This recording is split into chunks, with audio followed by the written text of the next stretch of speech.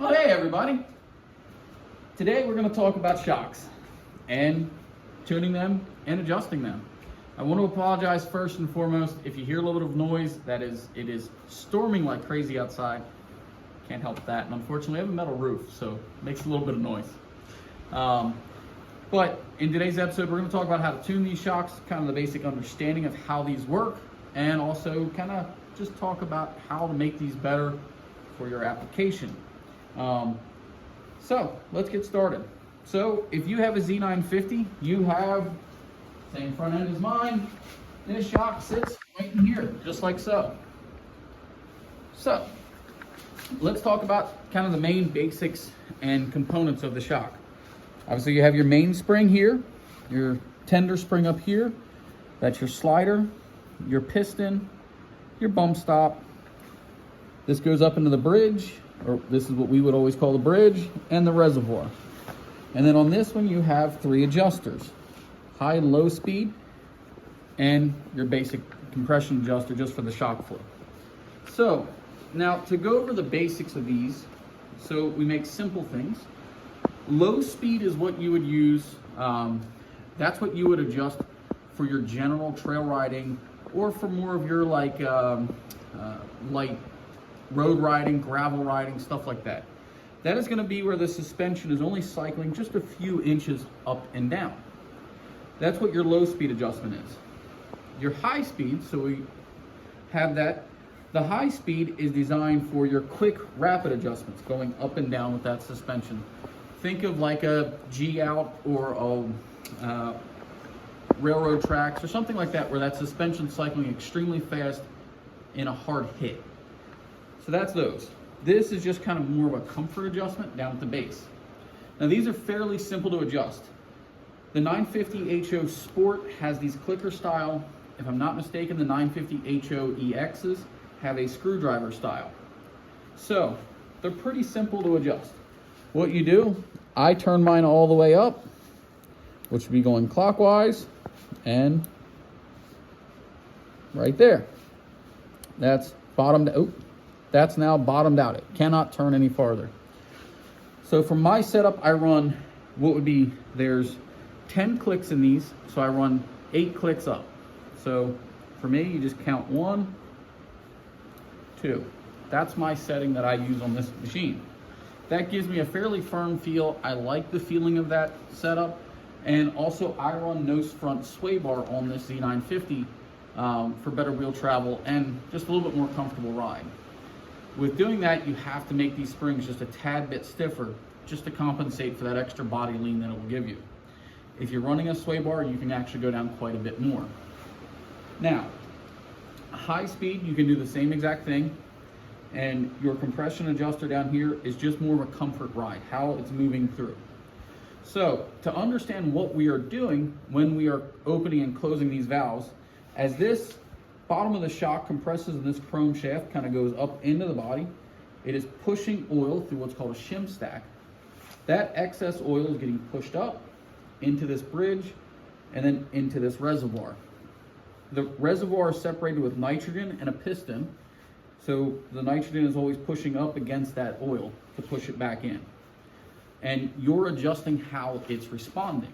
So to make simple terms, what you're trying to do is control oil flow to turn that energy into a ride comfort or a ride characteristic that you want as a rider.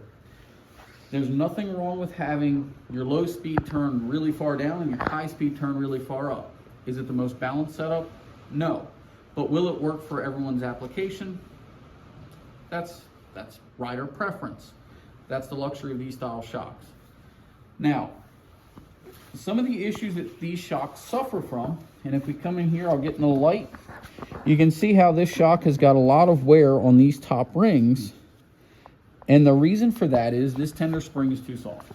The main springs aren't too bad. They're still a little, they're not balanced very well. And then the issue that you run into is this tender spring wears out over time. Every spring is going to, so it's not a matter of just these. This Polaris sitting here, or heck, even your car or truck, springs wear out. The issue is when these springs compress, Basically, it's lost wheel travel and lost ride control. So that's kind of the basics there. The next would be if someone in the world of cfmoto or shock tuning is watching, and I would hope they would, they can start looking at redesigning the shim stack that's in these. And the way that the shim stack works is it's basically a round piston about so big, and it has a bunch of holes in it. And then on either side of that are shims that are designed to control the flow going through it and back down through it. So it allows that oil, that basically kind of controls that oil flow from one side to the other. And the goal for that is to make the ride more compliant and turn that energy into something the oil can sustain. So I'm gonna set this down for just a moment. So that is what those shocks do. Now, I will say, are they the best setup that's available? In my opinion, no. I've ridden a lot better shock setups in a lot of different machines and aftermarket as well. Now, there are a few companies, Team MSC Parts does offer a tender spring replacement. There are a few guys that are kind of playing with the idea of using Razor 1000 springs, but that's still kind of an untested thing, so I can't tell you what to use and what not to as of yet. And then there is Hester Edition shocks as well that you can take a look into. All will offer a better ride control with these machines, because unfortunately from factory, if my machine was sitting on the ground, I would show you the tender springs basically are completely maxed out already. They're pretty well flattened out. So that is something to definitely keep an eye on, or keep note of. The other thing I wanted to point out, with these shocks, the front and rear are all, at least on the 950 HOs and the HOEXs, they are all adjustable in that aspect on each corner, individual corner.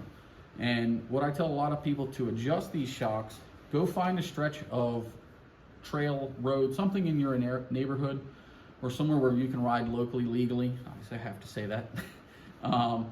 Find someplace local that you can ride and spend an hour just kind of toying with the shocks. You know, put a normal load on the machine, like your cooler, tool bags and stuff like that, that you want to carry on a daily basis, because those adjust how you need to adjust the shocks as well. Now, you guys with like a, I think it's some of the C forces and also the U forces, you guys don't have the compression adjusters, and I have to use our Polaris for this one, so excuse me using the flashlight here, but come on over here, Gina. So this is a Polaris Sportsman 550 XP. Now, you will have one of these style, so they're just a ratcheting style, and what you'll do is they should come with a tool that will lock in to one of these teeth, and you can turn this and click it around, and it will add preload to this spring to ultimately make it stiffer. So for you guys at home that have a Z950, I think it's the Trail offers it, and so does a few others. So for you guys at home, you don't have as much control in dialing in that suspension, but you do have some more kind of preloading that spring. As the springs wear, you can add a little preload to kind of bring it back up to your stock ride height as well again, if it does start to sag. But my strong recommendation is kind of look into some of the aftermarkets that are available for you. And a closing thought, I just wanted to say thank you to everybody. I am shocked that we've actually hit our goal at 500 subscribers, and we are absolutely blessed that you guys have chose to watch us. And we want to thank each and every one of you. It's not something that I'm saying, and James behind the camera kind of nodding her head at me like, you know, tickled that this many people have actually tuned in to watch us. And we thank every one of you personally. So I can't wait to see you guys on the next one. We do have quite a few new videos coming. We're currently waiting on an axle shaft for that machine. And this one we're waiting on axle shaft, which is sitting there, and a wheel that I managed to put a hole in. So those are coming in the future. We also have a tire talk and a few other videos coming up for you guys kind of in the future, and a basic trail essentials. So I hope you guys stay tuned for that, and we look forward to seeing you guys in the next one. Thank you. See ya.